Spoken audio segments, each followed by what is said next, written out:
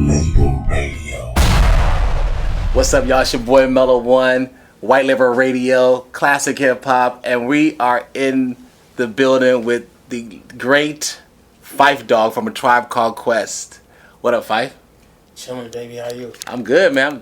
It's a pleasure to sit down with you. No doubt. I'm one of your biggest fans. I mean, like Thank you. when I talk about groups, your group is in the top, 5. Okay. And you're in the top 10 of one of my MCs or whatever. Like I think you made the group for me. Thank you. You know, Appreciate that. how does it feel when you hear that type of talk with the group that you guys had being in the top 3, top 5? How does that feel for you? It's crazy. I didn't know it was going to be this big or ever get this big. We just wanted to be, well, me personally, I just wanted to be a celeb in my hood, at least be able to come back, give back to the community, things of that nature. But I didn't think it was going to be, everybody in LA to Tokyo knowing our words by heart, things of that nature. So it's been crazy. It's been a fun ride, though. That's dope. That's dope. And when you guys were what was it like being in the studio when you start to craft this? As it started to go, did you think, yo, we got something? Or would you still like, this is just fun? It was always fun, but it wasn't until going on the road for the first album campaign, for the campaign and the first album, that I realized, like, yo, this could be crazy. You know what I mean? So once we started working on Low End Theory, I knew he was definitely on to something. Okay. You know what I mean? So, yeah. And the first album, you guys did the El Segundo song. Have you ever been to El Segundo? No. Never been to El Segundo? No. It's crazy because being from LA, Right. I lived in Inglewood, home of the Los Angeles Lakers, of course, Right. but El Segundo's right there. And when you guys came out with the song El Segundo didn't really mess with us. Every time we went out to El Segundo to do something, they would pull us over and whatever. So when you came out with something, like, why are they talking about El Segundo? Well, that idea, because, I'm not on that particular record, but Q-Tip is a big Sanford and Son fanatic. Exactly. So, and I am as well. Yeah.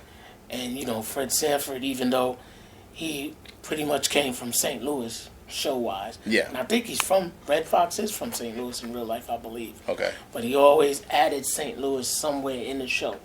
He wrote it into the script, whatever. But, obviously moved to L.A. or El Segundo or whatever, so he always brought that up. That was one of the funnier parts in Sanford and Son. So Q-Tip caught on to that, and he just made it part of that record. You know what I mean? It's crazy because when Sanford and Son was around, my mom she grew up L.A., whatever. Yeah. People couldn't go west. Now everybody's in Inglewood and those places or whatever. You couldn't go west, so that's why Sanford and Son would always be like, "Yo, I want to go El Segundo," because it was kind of like going to Beverly Hills. Yeah, no doubt, so it's funny. It's funny. So, what is your favorite Tribe Called Quest album? It's a toss up between Low End and Midnight, but I'd have to say Low End, just a notch above Midnight, because that was me personally. That was my coming out party. Because with the first album, it was like, well, what does he do? Yeah. And I never really wanted it to be, well, what does he do? Jerobi and I were supposed to do our own group originally. But he ended up deciding to go to culinary school for culinary arts. So I ended up joining Tribe full time. You know what I mean?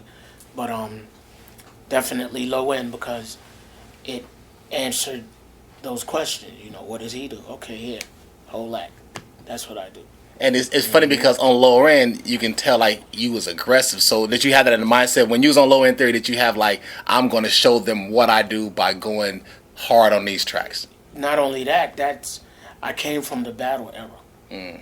You know what I'm saying? Coming up in the streets of Queens and whatever, you had to be ready at all times. Like, you could be coming out your house getting ready to go to school, and they run up on you, like, yo, let's get it.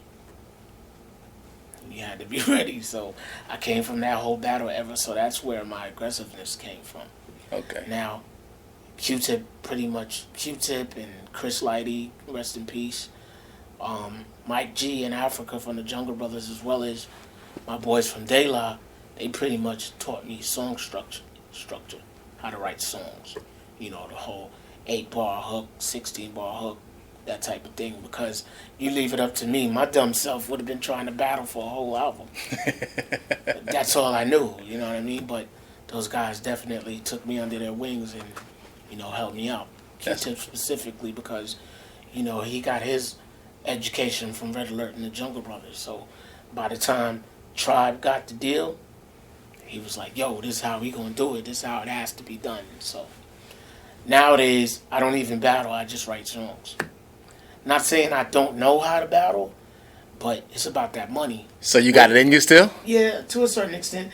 But the thing is, we're in the business of selling records. Yeah. Anything less than that is uncivilized. So, especially if you have a family at home that you have to answer to. Yeah. So battling is not even in my, you know what I mean? Yeah. It's not paying nothing. So what about the new thing that Eminem doing with Total Slaughter, where he bringing like known artists battling some of those battle rappers? If they came to you and say, Phife Dawg, I want you to battle, say, a Loaded Lux for, X amount of dollars, would you do it? I doubt it. Okay. I doubt it. Okay. That's so far going for me. Yeah. You know what I'm saying? Like when I wanted to battle and when I was still into it, nobody wanted to do it no more. Now all of a sudden, because this is 25 years now we've been doing this? Yes. What am I battling for, really? Yeah, you know what I'm saying? right. You don't need that credibility, right? For real. Yeah. Like I'm not sweating it like that. That's dope. So during the time, the whole native tongues thing, De La, Jungle, Queen Latifah, all that, what was it like in that environment? Man, we were just a bunch of kids who enjoyed being around each other. At each other's sessions, 2 days in a row without going home, things of that nature. It was just a fun time for us, and we were learning from each other. You know what I mean? Not only that, it was very competitive. As much as we loved each other, it was like, yo, that record's hot. Now we gotta go in the studio at our own session and smash that. You know what I mean? But the only thing that I regret as far as Native Tongues was we had an opportunity to really make it big. And we didn't really capture it when it was there for us. So it was like, by the time RZA and Wu-Tang came about, they knew exactly what they were doing. So we should have been doing what they ended up doing. You know what I mean? But Yeah. like I said, back then we were kids just having fun. That's you know dope. what I mean? But Chris Slider, he made us catch on quick. Like, yo, y'all can't be wasting this money. Y'all got to get it while it's hot. Exactly. You know what I mean? So, thank goodness we were able to get it during the golden era. But as far as the whole Native Tongue collective, it should have been a little more major than it was. Yeah. You know what I'm saying? I agree 100%. Yeah. So let's talk about, I hear these stories about Tribe getting into a fight with Rex in Effect. What happened? And why?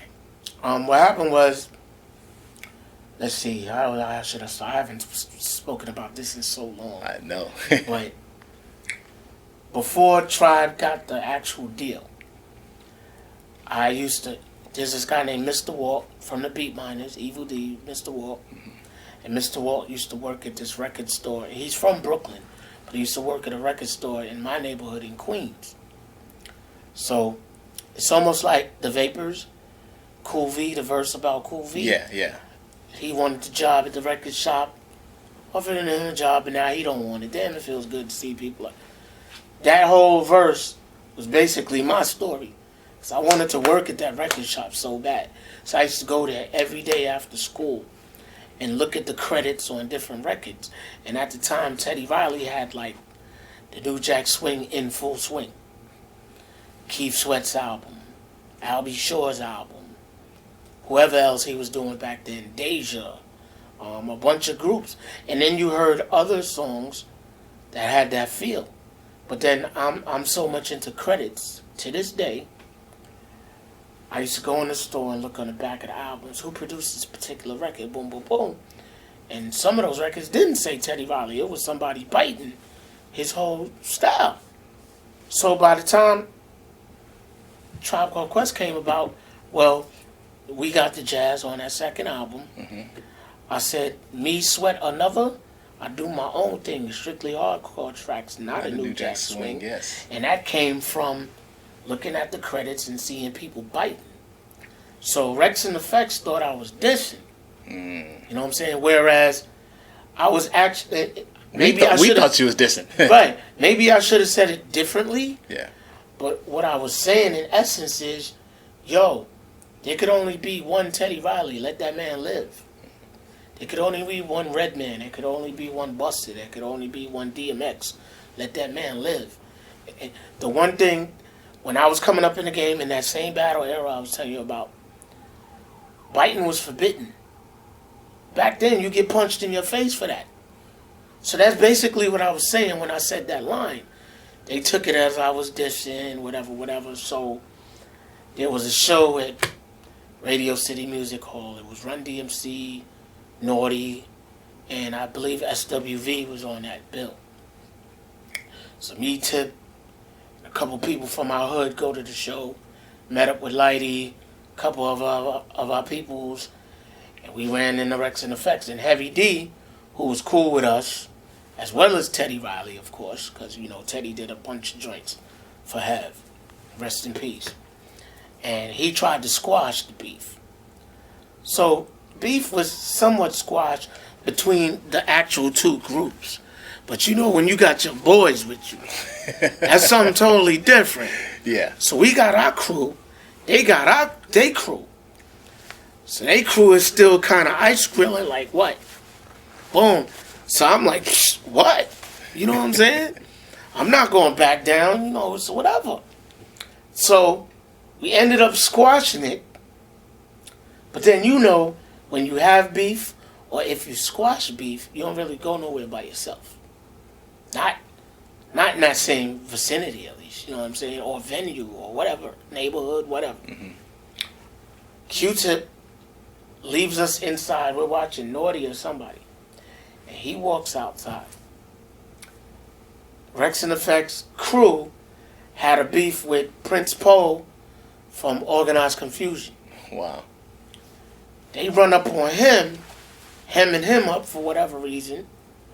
And Q-Tip, you know, Prince Poe and Pharaoh, they from our hood in Queens. So, you know, off top, Q-Tip's going to try and hold him down. Q-Tip jumped in it. He got hit. They tore his retina or whatever. And they tried to say, you know, the media tried to say, oh yeah, Q-Tip got jumped or whatever. But it was really because Prince Poe got jumped and he was just going to help. You know what I'm saying? So we go outside now because Q-Tip ain't come back in to watch the show for a minute now. So we like, yo, where this nigga at? So we go out there, oh shit, oh. You know what I'm saying? So we ended up taking him to the hospital, but that was a whole beef of Rex and Effects. And then we had to get Farrakhan and not Farrakhan, but Minister Conrad Muhammad and the Nation of Islam to squash the whole thing. It was getting ugly, real ugly. Wow. They ended up squashing it, so we squashed it. And then, you know, Rex and Tribe was cool after that. You know what I'm saying? But, you know, everybody going to put people put extras on top of it. That's why I want to ask you, since I was here, like, what happened? Because that's basically what happened. It stemmed from what I said on that record. But then they had a problem with me. And we was beefing back and forth. Words were exchanged, this, that, the other. Because there was a spot in New Jersey, Teaneck, New Jersey, called The Rink. Every Tuesday night, everybody be up at The Rink. So I used to see them dudes up at The Rink, and, you know, we'd be ice grilling, you know, across the whatever. And then things finally came to a head. Unfortunately, Tip tried to squash one thing, which led back into what we had just squashed. Yeah. And that's what happened, so. That's crazy. So of course, I had to take the blame for it. Yeah, of course. It's your fault, right? Yeah, absolutely. Always. It's always your fault, huh? It's always my fault. Always, bro. But I'm glad you told the story, because I've heard different versions and everybody talks about you guys brawling or whatever, but I'm glad you actually told the story firsthand instead of third or fourth hand. It wasn't even really a brawl. We was Tip was trying to help our boy out from the hood. Yeah.